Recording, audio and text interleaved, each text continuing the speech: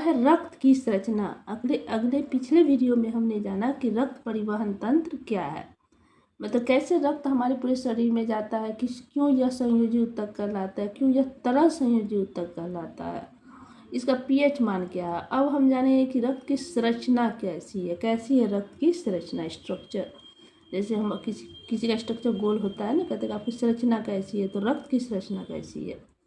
तो रक्त के दो प्रमुख घटक होते हैं, घटक जो कहिएगा तो इसके दो प्रमुख घटक होते हैं। पहला तरल भाग होता है द्रव जैसा, जिसे प्लाविका या प्लाज्मा कहते हैं। जो तरल भाग है ना, जो हल्का येलो येलो कलर का दिख रहा है, तो वो प्लाज्मा कहलाता है। तथा दूसरा है ठोस भाग। देखते हैं रक्त जब निकलता है तो उसमें कुछ थक्का थक्का जैसा जमा रहता है, वो ठोस भाग होता है। जब भी आपका ब्लड कटे तो एक जमा पदार्थ एक जगह से पानी पानी सा रहता है, तो वो जो तरल भाग है उसे प्लाज्मा कहते हैं, जो ठोस भाग है उसे लाल रक्त कोशिका कहते हैं, यानी आरबीसी, लाल रक्त कोशिका। और लाल रक्त कोशिकाएं तथा श्वेत कोशिकाएं और ठोस पदार्थ जो होते हैं, ठोस भाग, तरल भाग तो जाने जिसे प्लाज्मा कहते हैं। अब जो ठोस भाग है जो जमा जमा दिखता है, तो उसमें होता है एक लाल रक्त कोशिका, एक श्वेत रक्त कोशिका और एक रक्त पट्टिकाणु, जिसे कि प्लेटलेट्स कहते हैं ना, कहते जबकि प्लेटलेट्स गिर गया तो वो जो डेंगू के समय, तो वो जो प्लेटलेट्स होती है वो भी, उसकी भी थोड़ा मात्रा ब्लड में होती है, जिसमें सबसे ज़्यादा लाल रक्त कोशिका होती है, उसके बाद श्वेत कोशिका, और तब होता है प्लेटलेट्स, यानी जिसे कि हम रक्त पट्टिकाणु कहते हैं। तो ये जो संरचना हुआ, तो रक्त में क्या क्या पाया जाता है।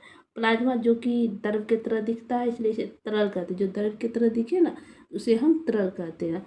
और ठोस जो जमा भाग दिखता है ना, वो होता है लाल रक्त कोशिका, उसकी मात्रा ज़्यादा होती है इसलिए यह लाल दिखती है। उसमें पर थोड़ा श्वेत रक्त कोशिका भी होती है तथा कुछ प्लेटलेट्स भी होते हैं, जिसे हम रक्त पट्टिकाणु कहते हैं। अब जानेंगे प्लाज्मा क्या है, मतलब ये ब्लड में प्लाज्मा पाई जाती है, वो प्लाज्मा है क्या। यह हल्के पीले रंग का चिपचिपा द्रव है। यह हल्के पीले रंग का चिपचिपा द्रव है। आयतन के हिसाब से पूरे रक्त का करीब 55% होता है, मतलब हमारे शरीर में जो ब्लड है उसका 55% जो है वो प्लाज्मा ही है।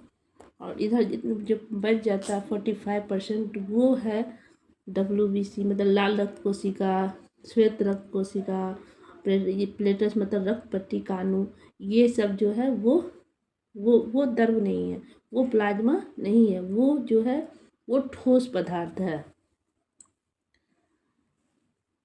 प्लाज्मा जो उसमें करीब 90% जो होता है जल होता है। अब ये प्लाज्मा में क्या है, 90% जल है, 7% प्रोटीन है, 0.9% अकार्बनिक लगभग, इनका मतलब जिसमें कार्बन नहीं होती है ना, वैसे यौगिक अकार्बनिक, तो इसके फॉर्मूला में कार्बन नहीं होंगे। अकार्बनिक नमक तथा 0.18% ग्लूकोज होते हैं, और 0.5% वसा तथा शेष अन्य कार्बनिक पदार्थ होते हैं। मतलब शेष जो होते हैं अन्य कार्बनिक पदार्थ, मतलब जिसमें कार्बन की मात्रा होती है, जिसके फॉर्मूला में कार्बन होती है, वो सब पदार्थ मिलकर प्लाज्मा बनाते हैं। तो प्लाज्मा में जल 90%, अब 10% में 7% प्रोटीन, 0.9% और कार्बनिक लवण तथा 0.18% ग्लूकोज तथा 0.5% वसा तथा शेष अन्य कार्बनिक पदार्थ होते हैं।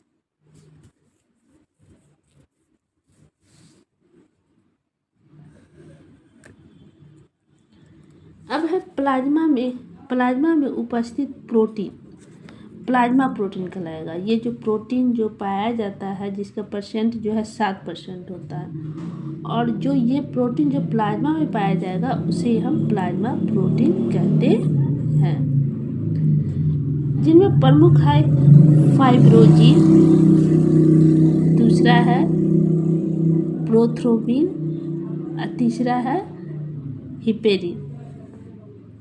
ये 3 प्रकार के प्रोटीन पाए जाते हैं। ये रक्त को थक्का बनाने में सहायता करते हैं। ये जो प्रोटीन ये रक्त को थका जो ब्लड बन जाता है इसमें सहायता करता है। रक्त के जमने की क्रिया को फाइब्रिनोजेन प्लाज्मा से अलग हो जाता है और तब प्लाज्मा का शेष भाग सीरम कहलाता है, अर्थात फाइब्रोजिन रहित प्लाज्मा सीरम कहलाता है। मतलब जिसमें फाइब्रोजिन नहीं है वो सीरम कहलाएगा और जिसमें है वो सीरम नहीं कहलाएगा।